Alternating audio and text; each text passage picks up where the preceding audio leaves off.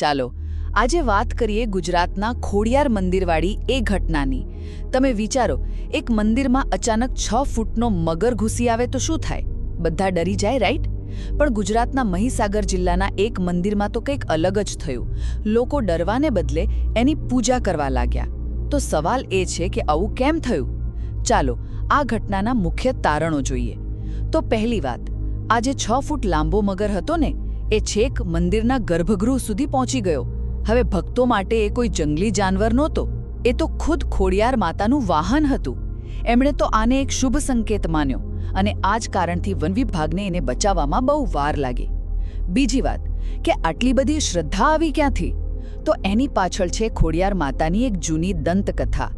એમ કહેવાય છે કે જ્યારે એમના ભાઈને સાપે દંશ દીધો ત્યારે એમને બચાવવા નાતાજી નાગલોક ગયા હતા. પાછા આવતી વખતે એમના પગમાં વાગ્યું એટલે એ ખોડાતા ચાલતા હતા.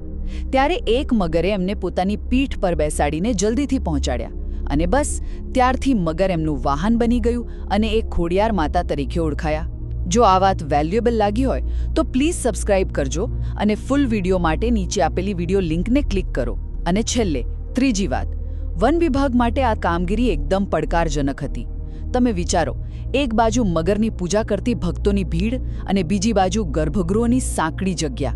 એમને તો મગર અને લોકો બંનેને સુરક્ષિત રાખવાના હતા. આખરે બહુ મહેનત પછી એને પકડીને નજીકના તળાવમાં છોડી દેવામાં આવ્યો. ટૂંકમાં આ ઘટના ખાલી એક મગરના મંદિરમાં આવવાની નથી, પણ એ બતાવે છે કે કેવી રીતે ઊંડી શ્રદ્ધા અને જૂની વાર્તાઓ આજના સમયમાં પણ વાસ્તવિકતા પર અસર કરી શકે છે. પ્લીઝ સબસ્ક્રાઇબ કરો અને આ વિડીયોને લાઇક અને શેર કરો.